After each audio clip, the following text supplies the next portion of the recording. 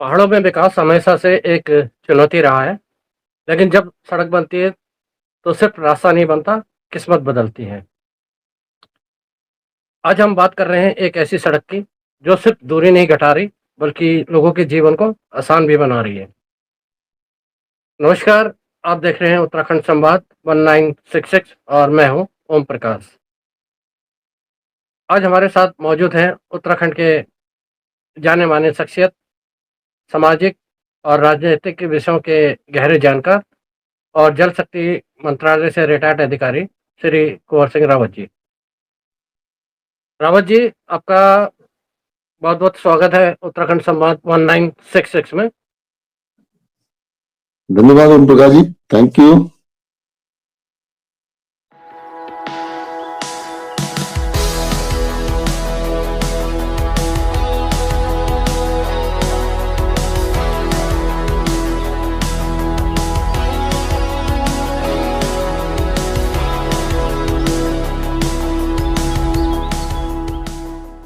रावत जी, सबसे पहला सीधा सवाल, ये जो मरचूला वेकेशन सड़क बनी है, इसे आप उत्तराखंड के विकास में कितना महत्वपूर्ण समझते हैं?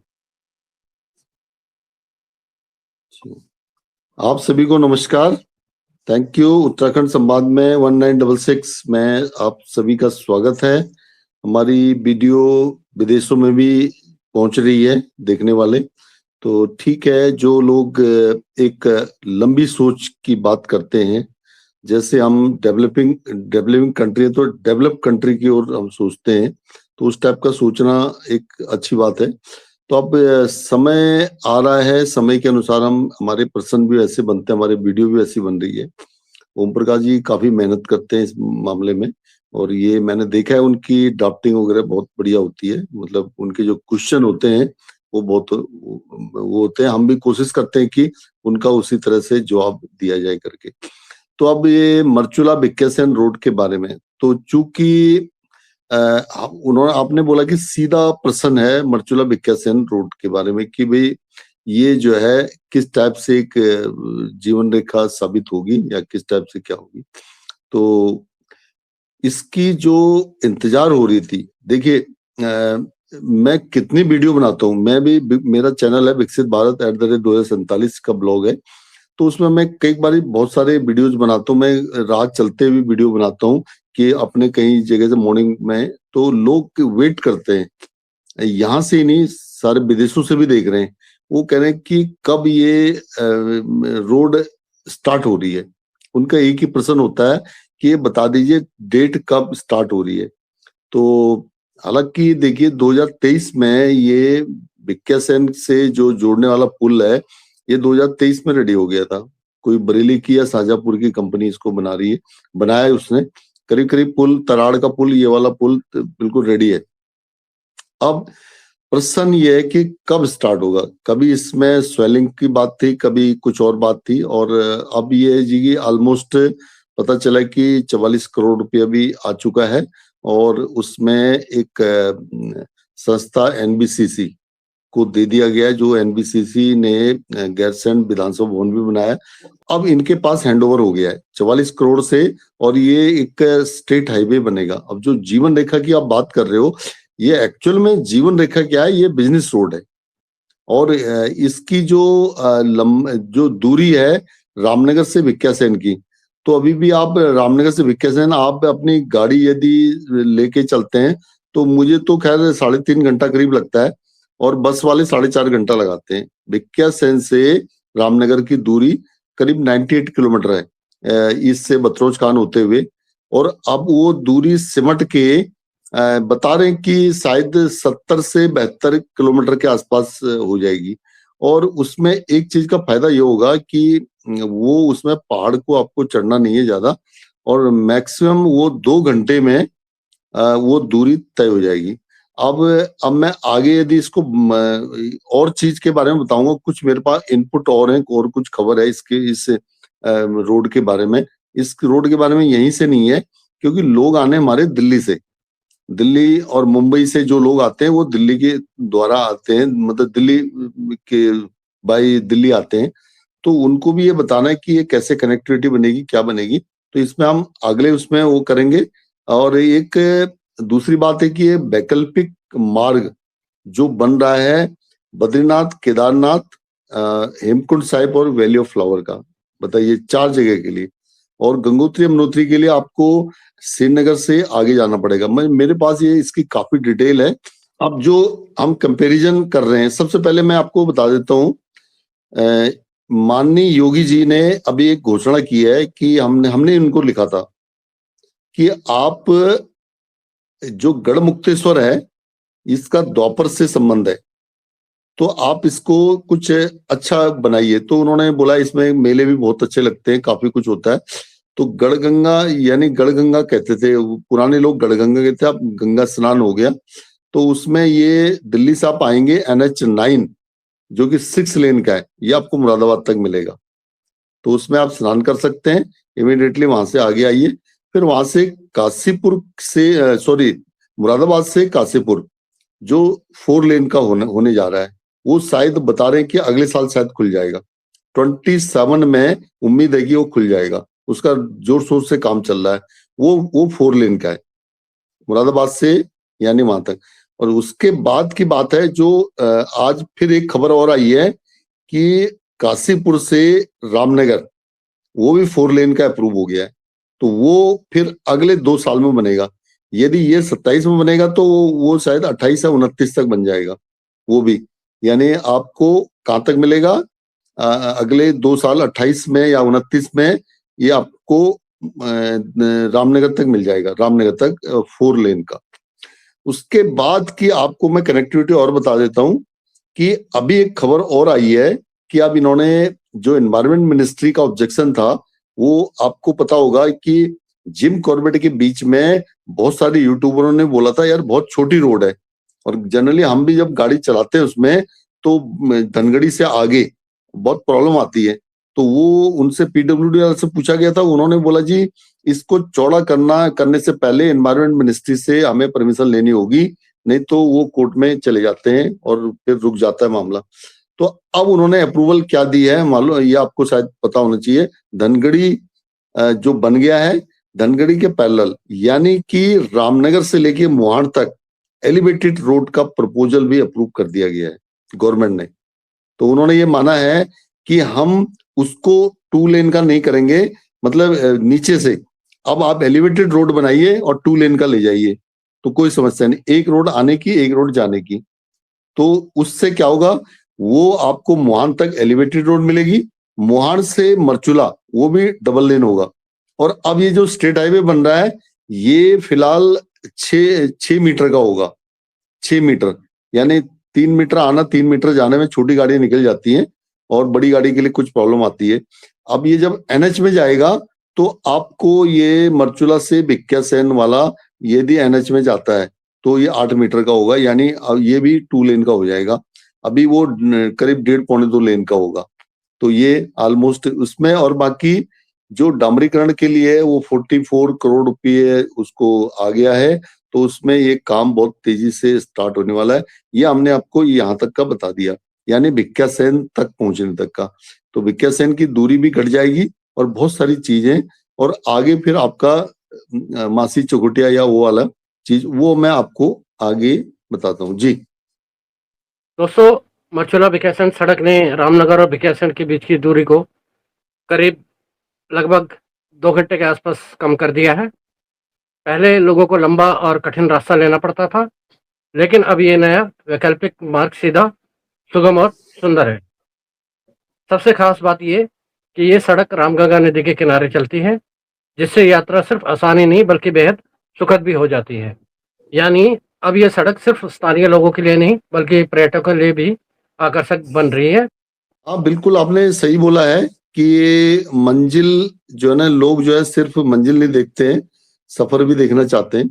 सफर देखिए, मैं आपको एक कंपैरिजन कर लेता हूँ छोटा सा। जो वहां से आपको ऋषिकेश से आगे देवप्रयाग है, देवप्रयाग से आगे फिर वहां पे आपको अलकनंदा और भागीरथी का संगम मिलता है। देवप्रयाग से आगे आप जाते हैं श्रीनगर, श्रीनगर से आप जाते हैं रुद्रप्रयाग, रुद्रप्रयाग से आप आ जाते हैं कर्णप्रयाग। तो इस रूट पे आपको ये बता दूं करीब करीब देवप्रयाग से लेकर के ये जो आपका श्रीनगर तक का एरिया है, उसमें आपको जो गहरी खाई नजर आती है, बहुत ज्यादा, बहुत गहरी खाई, क्योंकि जो गंगा बह रही है बहुत नीचे बह रही है। देवप्रयाग से गंगा कहलाती है, उससे ऊपर वो अलकनंदा है, ठीक है कि नहीं? तो उसमें आपको एक साइड उसका सुहाना सफर नहीं दिखाई देता। अब यहाँ पे क्या होगा, यहाँ पे ये बहुत नीचे, मतलब बहुत नीचे नहीं है रामगंगा, उसके आसपास है। कई जगह तो आपको बहुत नजदीक नजर आएगी कि सामने से आप देख सकते हैं, बहुत बढ़िया। तो अविरल धारा बहती रहती है और आवाज भी आती है बहुत अच्छे तरीके से। तो अब बाकी जो सफर का, यानी कि आपको एक बहुत अच्छा आकर्षण लगेगा और आपको कोई डर वाली बात नहीं रहेगी कि अब देखिए रोड यहाँ पे उतनी चौड़ी आपको नहीं मिलेगी, लेकिन फिर भी कोशिश ये रहेगी 2 लेन की बनाने के आने वाले भविष्य में। तो उससे क्या होगा, देखिए आपका डर खत्म हो जाएगा। पहाड़ों में किसी को जैसे मान लीजिए कुछ तबीयत खराब हो जाती है, कुछ वीकनेस हो जाती है, कुछ ये हो जाती है। और उसके बाद ये जिम कॉर्बेट से लगा हुआ जो मरचुला है, देखिए रामनगर से आप आगे निकलते हैं, सारा जिम कॉर्बेट का एरिया है, मुहान तक, डिकुली, मुहान। डिकुली में आपको बताया कि G20 का सम्मेलन भी हुआ था। बहुत सारे रिजॉर्ट बने हुए हैं, बहुत सारे वन्य जीव वगैरह बीच में मिलेंगे आपको हर तरह से, और बड़े बड़े आपको बड़े बड़े पेड़ मिलेंगे जबरदस्त, और अलग अलग टाइप के पेड़, वो भीनी खुशबू मिलती है। कई बार ऐसा होता है कि आपको कुछ अलग टाइप की खुशबू सी फील होती है, चाहे वहां पे मुझे लग रहा है कि कुछ सैंडल के भी शायद पेड़ हैं, या आपको कुछ नींबू नींबू के पेड़ हैं, वो बड़ी खुशबू सी आती है उसमें। जब रामनगर से बाहर आते हैं तब पता चलता है, हाँ यार। तो उससे आप रामनगर से आगे एंट्री करेंगे ढिकुली होते हुए, फिर आप मुहान, मुहान से आप मरचूला जाएंगे। मरचूला भी सुंदर जगह है, बहुत बढ़िया।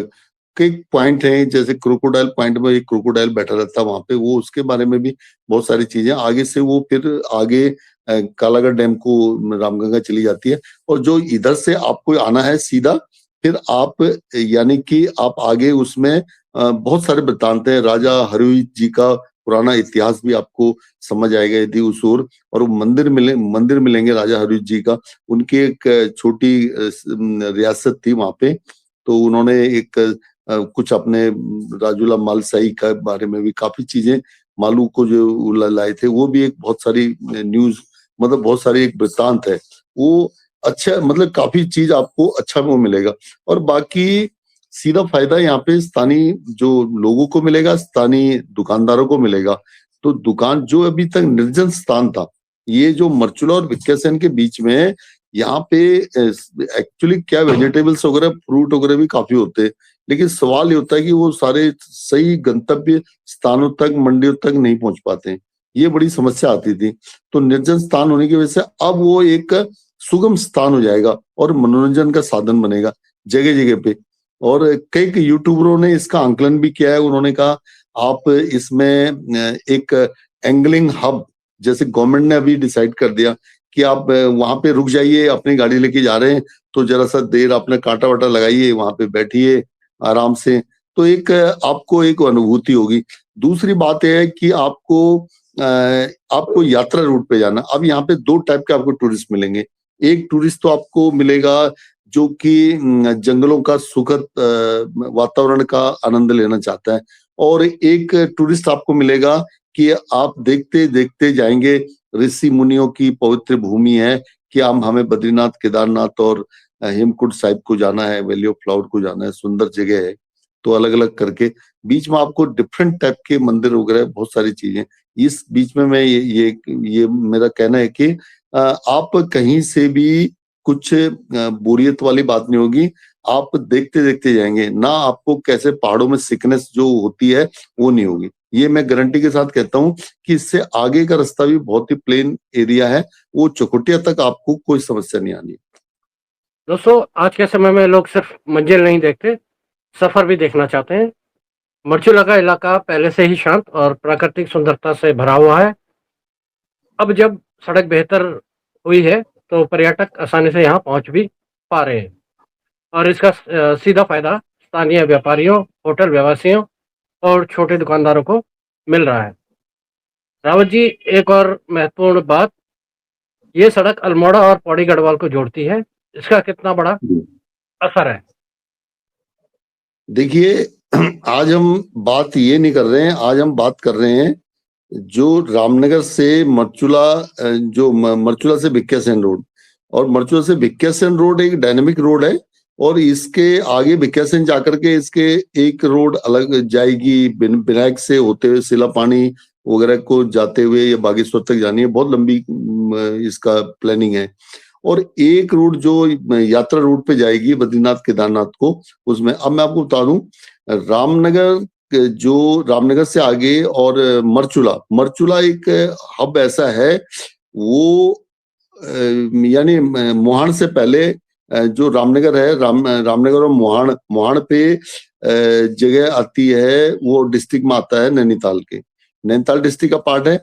जैसे ही आप मोहान के वहां से बैरिकेड को क्रॉस करते हैं तो आप अल्मोड़ा डिस्ट्रिक्ट स्टार्ट हो जाता है, अल्मोड़ा डिस्ट्रिक्ट की बाउंड्री है उसके, अल्मोड़ा नैनीताल, ठीक है जी।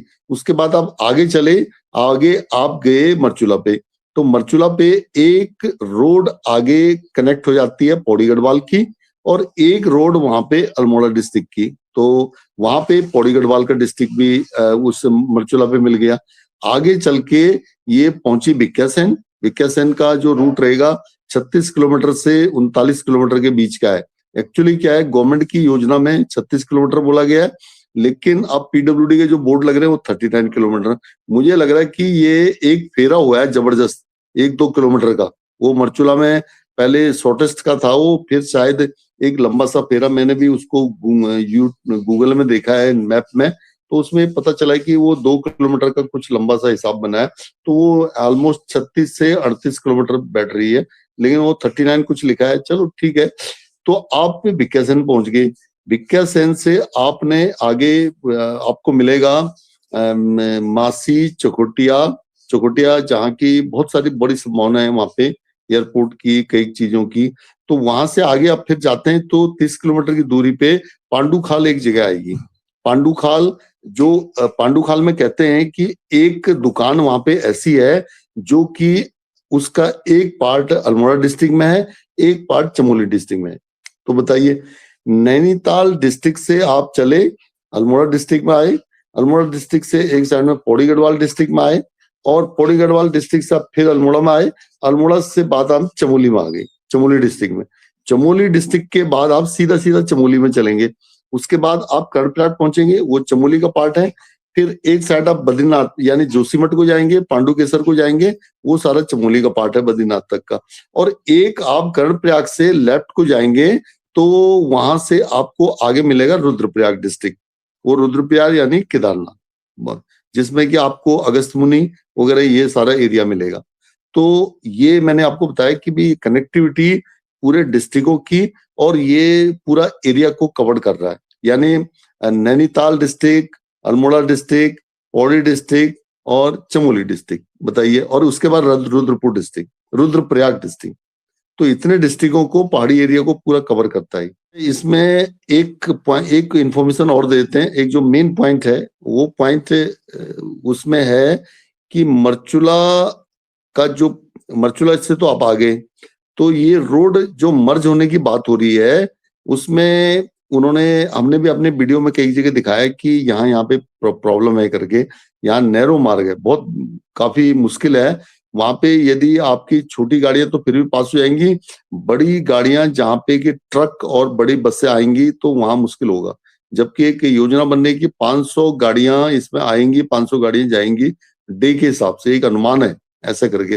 तो वो कुछ मार्ग हैं ऐसे करके, तो उन मार्गों से वो करने के लिए गवर्नमेंट ने उसमें डिसाइड किया है कि भिक्कियासैन में जहाँ पे शिव मंदिर है, वहां से एक ऑप्शनल एक रूट और बना हुआ है, उस रूट को कनेक्ट कर रहे हैं ये उस जैनल वाले पुल के साथ। यानी आप जैनल वाले, तो उसमें इनको फायदा क्या होगा, एक तो मानिला वाला जो ट्रैफिक है वो उधर को चले जाएगा, उसके बाद वो जो जैनल वाला वहां जाने वाले जो देघाट और शालदे वाले जो क्षेत्र है वो सीधा उसमें चले जाएगा। उसके बाद आप जैनल के पुल से क्रॉस करके आप मासी चकोटिया नौला से होते हुए जा सकते हैं। तो ये पॉइंट, ये एक नई बात आई है क्योंकि इसमें भूमिया मंदिर के पास यानी भिक्या सेन का जो जो पुल है बारीकोट के पास, उससे आगे जाके जरा सा नैरो मार्ग है, वो जरा डिफरेंट है क्योंकि वो भूमिया देवता की वो है, महिमा है कि वहां बहुत पहले काफी वो होता था, नहीं तो अब कोई प्रॉब्लम नहीं है, लेकिन नैरो मार्ग है, उसको काटने के बारे में या उसको चौड़ा करने के बारे में गवर्नमेंट ने अभी से एक ऑप्शनल रूट यानी उस रोड को आप जनरल के पुल के साथ मर्ज कर रहे हैं।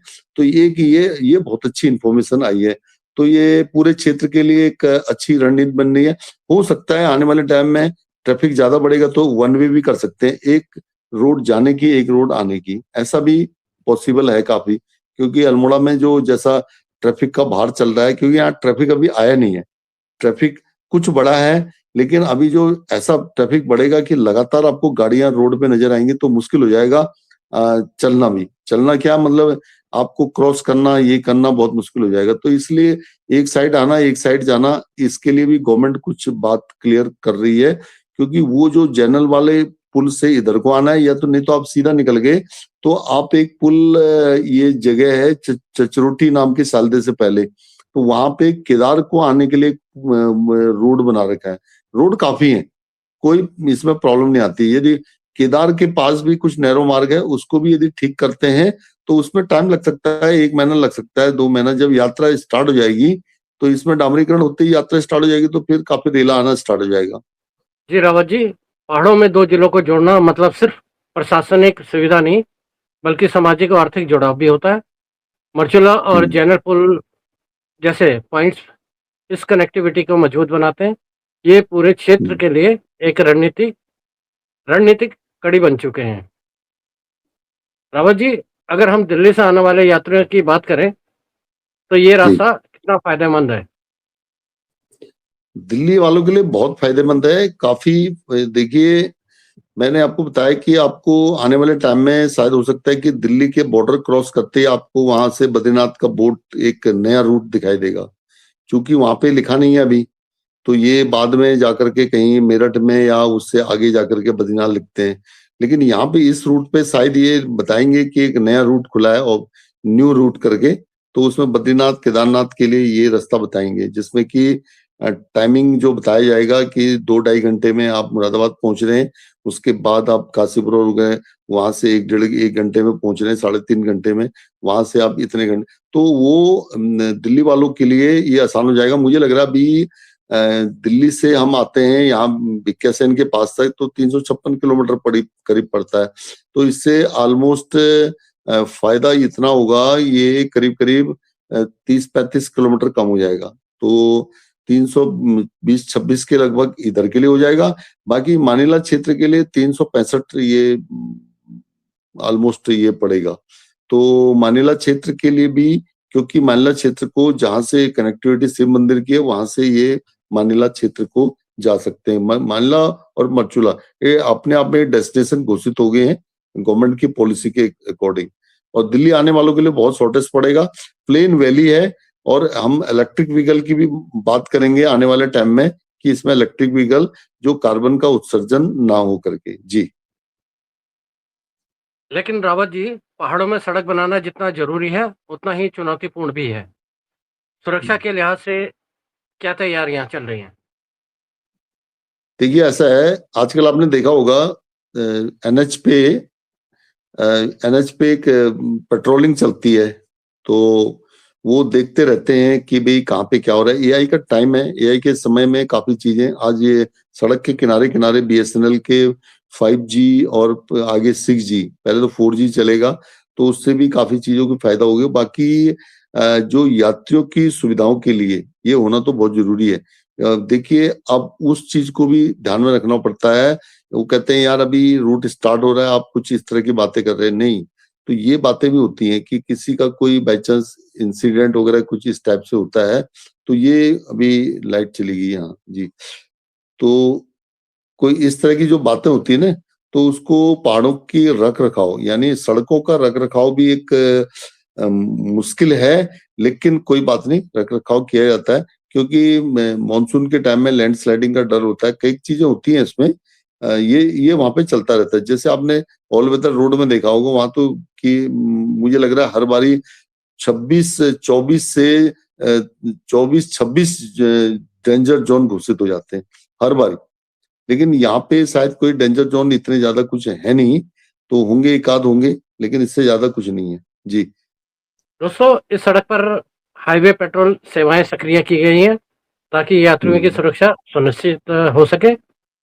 लेकिन इसके साथ ही हमें ये भी समझना होगा कि पहाड़ों में सड़क बनाना सिर्फ निर्माण नहीं, बल्कि उसका रख रखाव भी उतना ही जरूरी है। रावत जी, एक बड़ा सवाल, क्या इस तरह के प्रोजेक्ट से पर्यावरण पर असर पड़ता है? देखिए, ऑल वेदर रोड बनी थी, 15,000 पेड़ कटे थे करीब करीब। पता नहीं कितने पेड़ लगातार कटते जा रहे हैं। ये भी रोड जिम कॉर्बेट की रोड थी। ये जिम कॉर्बेट वाले इसको अलाउ ही नहीं कर रहे थे, तो ये तो सुप्रीम कोर्ट में मामला गया। उन्होंने बोला कि आप एक पेड़ काटेंगे तो आपको 10 पेड़ लगाने पड़ेंगे। तो ये शायद कॉन्ट्रैक्टर ने ये बात उसके सामने जो यानी अनुबंध में रखी गई है कॉन्ट्रैक्ट में, कि भाई आपको पेड़ लगाने पड़ेंगे, पेड़ को और देखभाल भी करना पड़ेगा। आपको पता है कि हर साल जो कॉन्ट्रैक्टर को 5 साल के लिए या इतने सालों के लिए देते हैं NHAI वाले या स्टेट PWD वाले जो भी हैं, स्टेट हाईवेज वाले, तो वो एनवायरमेंट का तो देखिए नुकसान होता है, लेकिन उसका ध्यान भी रखना पड़ेगा और वो रखना बहुत जरूरी है। यदि आप उस तरह से नहीं रख पाएंगे तो आप ऑक्सीजन प्रदेश हैं। आप तो आप जो लोग आएंगे, कुछ लोग तो यात्रा में इसलिए आएंगे कि यार हमको तो अच्छा लगा है, मतलब यह है कि हम ऑक्सीजन ले रहे हैं, शुद्ध ऑक्सीजन ले रहे हैं और शुद्ध पानी है। मैं कहता हूँ कि जैसे दिल्ली में कहते हैं ना रेडी टू मूव है फ्लैट, वहां यहाँ पे गाड़ गधेरों का जो पानी है ना, रेडी टू यानी मूव यानी ड्रिंक के लिए, यानी आप सीधा पीजिए पानी को, आपको कुछ इस तरह का बिस्लरी वगैरह की कोई जरूरत नहीं है, साफ पानी। तो इस तरह का मतलब वो भी एनवायरनमेंट की दृष्टि से, मान लीजिए आपने नौले और जो धारे हमारे पुराने थे उनको यानी काट काट के, रोड को काट काट के उनको खत्म कर दिया है, तो वो नीचे चले गए, तो फिर मुश्किल हो जाएगा आपको। मर्चुला बिक्यासन रोड पे एक जगह शायद एक यूट्यूबर पांडे जी हैं, तो उन्होंने बताया था कि यहाँ बहुत बड़ा एक झील जैसी बनी हुई है, तो उसको प्रोटेक्ट करने के लिए भी कुछ काम कर रहे हो ताकि पानी की भी सुविधा हो जाए, कई चीजें ऐसी अच्छी हो जाए करके। एनवायरमेंट, पेड़ लगाना, कई चीजें, और लैंडस्लाइडिंग ना हो करके, पेड़ों से ही लैंडस्लाइडिंग नहीं हो पाती है, तो पेड़ रहेंगे तो। अब पेड़ यदि काटने पड़ रहे हैं तो आप 10 पेड़ लगाइए, मतलब एक की जगह 10 पेड़ लगाइए, 4 पेड़ तो कम से कम लगाइए। उसको ये भी देखना, लगाने नहीं है, रख रखाव भी करना है। ये तो ये एनवायरमेंट का नुकसान तो है, लेकिन वो विकास भी जरूरी है। अब विकास में ऐसा है कि आप मेंटेन कीजिए, जैसे यूरोप के स्टाइल में उन्होंने अपने पर्वत श्रेणियां, अल्पस है, एंडीज है, उनको बड़ा बचाए रखा है और बहुत ही ब्यूटी के साथ। मैंने नहीं बोला कि आप ब्यूटिफिकेशन के तौर पे किनारे किनारे आप कुछ छोटे छोटे पेड़ लगाइए, वो पेड़ लगाइए तो वो एक हरित पट्टी जैसी हो जाएगी। तो उसमें हम गवर्नमेंट को एक सुझाव देंगे कि आप किनारे किनारे छोटे छोटे पेड़ भी आते हैं, उन पेड़ों को भी लगा सकते हैं। उन पेड़ों से आप ब्यूटिफिकेशन तो होगा ही। अशोक का पेड़ आता है, वो बहुत अच्छा शांत स्वभाव का होता है, कई चीजें। अब हमारे इधर आम के पेड़ लगे हैं, मैं आपका एक नाम लेना चाहूंगा, उनका नाम था शायद सीताराम जी, सीताराम सिंह। सीताराम सिंह जी थे, पता नहीं उनकी अभी 4-5 पीढ़ियां हो गई है।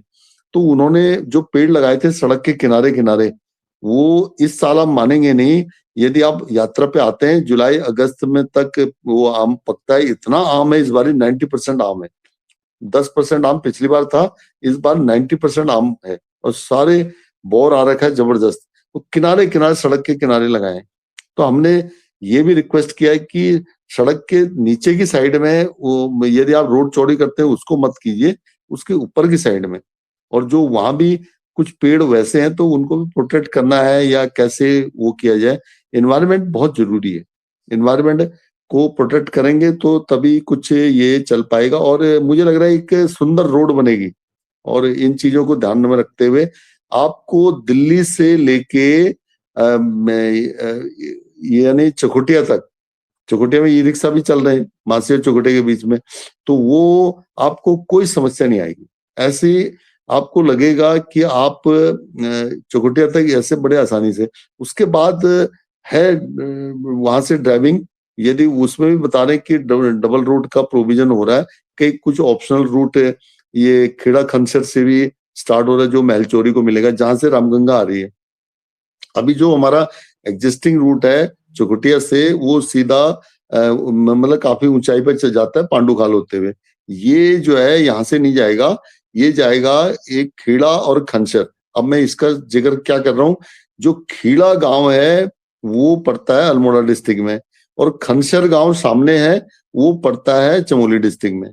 तो वहां से वो रामगंगा वहीं से निकलते हुए आ रही है, सीधा वो महलचोरी के रास्ते में वहीं पे वो रूट भी मिलता है, ये भी मिलता है। लेकिन ये रूट एकदम आसानी से यदि उसको भी चौड़ा किया जाए तो आसानी से, मतलब यहाँ आपको रोड की कोई कमी नहीं मिलेगी, इधर से भी रूट उधर से, और एक अभी नागचूला खाल से एक रूट और आता है जो देगाड़ होते हुए आता है। तो चारों तरफ से कहीं फंसने का कोई चिंता नहीं है, कहीं कोई रूट, एक रूट बंद होता है, दूसरा 2-3 रूट आपको अवेलेबल रहेंगे। तो एनवायरनमेंट की दृष्टि से उनको बहुत अच्छा बनाया जाए, और एक मतलब हम ये कह रहे कि एक ये रोड ही नहीं है, ये एक बिजनेस रोड तो है ही, ये आपकी जीवन रेखा है, जीवन रेखा। जैसे कहते कि हमारी जीवन रेखा, मतलब दिल्ली में कहते हैं ना, कोई किसी टाइम में जब टेलीफोन हुआ करते थे, टेलीफोन वो जो वैसे वाले घुमाने वाले, उसे भी कहते थे यार ये जीवन रेखा है। तो हम रामगंगा को जीवनदायिनी कहते हैं, तो वैसी रोड भी है, क्योंकि हमारी कनेक्टिविटी आने वाले टाइम में पता नहीं, हो सकता है कि 2047 का जो एक मैं जो ड्रीम देख रहा हूं कि एक्चुअल में इस रोड पे काफी कुछ होने वाला है। एक विकसित उत्तराखंड की जो श्रेणी आएगी वो इस रोड से खुलेगी। जी रावत जी, जी आप यहाँ के क्षेत्रवासियों को कोई सुझाव देना चाहेंगे? बिल्कुल, सुझाव हमारा देखिए, हमारी वीडियो में हर जगह संदेश होता है, हम गवर्नमेंट को भी रिक्वेस्ट करते हैं, यहाँ के स्थानीय लोगों को भी रिक्वेस्ट करते हैं। और मैंने आपको बिल्कुल बात बताई है, जो केदारनाथ की बात बताई थी ना, वो जो लोकल प्रोडक्ट को बेच रहे थे वहां के जो एक युवा, तो उसने बोला कि मैंने 1 लाख रुपए 24 घंटे में कमाया है यात्रा रूट पे, फ्रूट वगैरह बेच के। तो यहाँ पे हमारे भी युवा ऐसा क्यों नहीं कर सकते, बताइए। और दूसरी बात है, मैं दिल्ली इस रूट पे जो दिल्ली यहाँ के निवासी हैं, इवन मानिला क्षेत्र, चौखुटिया से क्षेत्र, भिक्यासेन क्षेत्र, मासी हो गया, सैलदे हो गया, और देघाट हो गया, और मरचुला हो गया, और बाकी ये भिक्यासेन का और भी जो भी क्षेत्र है आपका, तो ये सारा क्षेत्र को लेकर के तो मैं ये कहूंगा कि जो हमारे नॉन रेजिडेंट उत्तराखंडी हैं, जो नोएडा में बैठे हैं, जो गुड़गांव में बैठे हैं, जो वसुंधरा में बैठे हैं, जो जयपुर में हैं, जो अजमेर में है, जो सूरत में है, जो कहीं पर भी हैं, बहुत जगह, वो अपना सिर्फ, मैं कह रहा हूँ कि 10-20% इन्वेस्टमेंट कर दें, इन्वेस्टमेंट अपनी उत्तराखंड के इस पोर्शन में लाएं। जो हमारे लोग हैं, हमारे यहाँ के जो माइग्रेशन हुआ है ना, मैंने देखा है कि इसमें बहुत सारे लोग बाहर हैं, बहुत सारे लोग। तो वो लोग कुछ ना करें, मान लीजिए आप वहां पे 50 लाख का भी वो कुछ कर रखा है, तो यहाँ 10-20 लाख तो कम से कम आप इन्वेस्ट कीजिए कुछ। तो उनसे रिक्वेस्ट करूंगा कि आने वाले टाइम में कहीं ऐसा ना हो कि आप कहें यार हम तो पिछड़ गए, और मतलब, तो पिछड़ना नहीं है, अभी से आप तैयारी कीजिए। ये रोड रेडी हो रहा है, इस साल देखिए चल रहा है, और अगले साल से तो ये बिल्कुल, और ये रूट ऐसा नहीं है यात्रा वाला, इसमें 24 घंटे चलेगा। 24 घंटे क्या है, देखिए मैं आपको बता देता हूँ। इस रूट पे मंदिर बहुत हैं। एक जो सनना का रुद्रेश्वर महादेव मंदिर है, वो 8वीं शताब्दी का है, 8वीं शताब्दी का। तो भिक्यासेन में भी मंदिर है जो शिव मंदिर पे जहाँ पे टच होगी, उसका भी बहुत वृत्तांत है। उसके बाद आपको लोटस टेम्पल मिलेगा, जो बहुत सुंदर बनाया है, जो ये भिक्यासेन से हार्डली 15-20 किलोमीटर की दूरी पे है, और इधर मानला देवी मंदिर है। और आगे मैं आपको और बता देता हूँ, आगे केदार हो गया। केदार में जो वृत्त केदार की बात है, उसमें जो लेटा हुआ शिवलिंग है, उसकी बहुत बड़ी बात है, उसको जोड़ा गया है केदारनाथ, पशुपतिनाथ और वृत्त केदार, तीनों को जोड़ा गया है, मतलब धड़ स्वरूप वहां पे। उसके बाद आगे जाते हैं, फिर आपको भूमिया मंदिर मिलता है मासी में, फिर आगे अग्नेरी मंदिर मिलता है। उसके बाद आपको आगे आगे आप जाते हैं, एक जगह दुनागिरी मंदिर भी है, और एक साइड में आप जो आने वाले, फिर आप चमोली में जाएंगे, यानी गैरसैंण से आगे, तो गैरसैंण से आगे आपको मिलेगा आदि बद्री मंदिर। आदि बद्री बद्रीनाथ जी का जो आदि काल का निवास था। पहले बद्रीनाथ जो वर्तमान बद्री है, उससे पहले यहाँ निवास था उनका। वो आदि बद्री का मंदिर आपको गैरसैंण से कर्णप्रयाग के बीच में मिलेगा। तो मैंने आपको इतनी चीजें, ये हमेशा खुले रहेंगे, ये सर्दी हो गर्मी हो हर सीजन में। तो ये रूट खुलने से बहुत ज्यादा एक समझ लीजिए विकास की फ्लड आएगा। और तो इसलिए मैं ये कह रहा हूँ कि जो लोग अभी इन क्षेत्रों में बैठे हैं तो वो छोड़, और अब दूसरी भी हम रिक्वेस्ट कर रहे हैं कि बहुत सारे शायद देसी विदेशी लोग भी आएंगे। मैं ये बताना चाह रहा हूं कि 8 जगह हमारे जो आर्टिफिशियल इंटेलिजेंस के डेटा सेंटर खुल रहे हैं, 8 जगह, जिसमें से कि नोएडा हमारे बहुत नजदीक है, नोएडा। तो हम उसमें ये बताया गया, ये स्टडी हुई है, और भी है 7 जगह, उनका नहीं बताता हूँ, सिर्फ नोएडा का बताता हूँ। तो उसमें क्या है कि नोएडा का तापमान इससे बढ़ जाएगा, करीब 4 से 6 डिग्री बढ़ जाएगा। उसका मीनिंग है कि एक भविष्यवाणी कर दी गई है अभी से इसके बारे में कि भाई आपको रोजगार तो बहुत देगा ये, लेकिन आपको इतने मतलब गर्म कर देगा उस नोएडा को कि रिहाइश रहना बड़ा मुश्किल हो जाएगा, स्वास्थ्य की कुछ परेशानी आएंगी। तो उसके लिए क्या होगा कि कनेक्टिंग फ्लाइटें होंगी, जो कि आपको इसी क्षेत्र में उत्तराखंड में आना होगा। जैसे आप पंतनगर की फ्लाइट दिल्ली से लेते हैं या नोएडा की जेवर एयरपोर्ट से लेते हैं, तो 20 या 25 मिनट में आप पंतनगर आ जाएंगे। पंतनगर से आप जो फ्लाइट चकोटिया की लेंगे आने वाले टाइम में, जो चकोटिया एयरपोर्ट है, तो वहां लेंगे, वो भी 25-30 मिनट में पहुंच जाएंगे। तो आप हार्डली 20-25 मिनट 1 घंटे में, यदि आपकी सैलरी आने वाले टाइम में अच्छी सैलरी बनती है, तो आपको मान लीजिए 4,000 की फ्लाइट मिलती है दिल्ली का आना, या तो आप कनेक्टिंग और भी कुछ बातें चल रही है। तो मैं कह रहा हूं कि नोएडा में जॉब तो होगा, लेकिन वो गर्म हो जाएगा 4 डिग्री से 6 डिग्री के बीच में। जहां जहां डेटा सेंटर सेटअप होंगे उनमें आना पड़ेगा आपको पहाड़ों में, यानी स्वास्थ्य की दृष्टि से अच्छे हॉस्पिटल खुलेंगे, और आने वाले टाइम में यहाँ पे अच्छे, यानी ऑफिस भी, बहुत सारे ऑफिस खुल सकते हैं। और मैं क्या बताऊं, गेम्स के प्रोग्राम हो सकते हैं, इंटरनेशनल लेवल के हो सकते हैं, और भी बहुत सारी चीजें हैं, क्या क्या चीजें बन सकती हैं। लेकिन एक विकास जो होगा पर्यावरण को ध्यान में रखते हुए होगा। तो दोस्तों, आपने सुना, मर्चुला विकासखंड सड़क सिर्फ एक रास्ता नहीं, बल्कि विकास की एक नई दिशा है। लेकिन सवाल ये भी है, क्या हम इस विकास को संतुलित और टिकाऊ बना पाएंगे? आप क्या सोचते हैं? हमें कमेंट करके जरूर बताएं, और बताएं कि आप ये वीडियो कहाँ से देख रहे हैं। अगर आपको ये चर्चा पसंद आई हो तो वीडियो को लाइक करें, शेयर करें, और चैनल उत्तराखंड संवाद 196 को सब्सक्राइब करें। तो रावत जी, आपका बहुत बहुत धन्यवाद स्टूडियो में आने के लिए।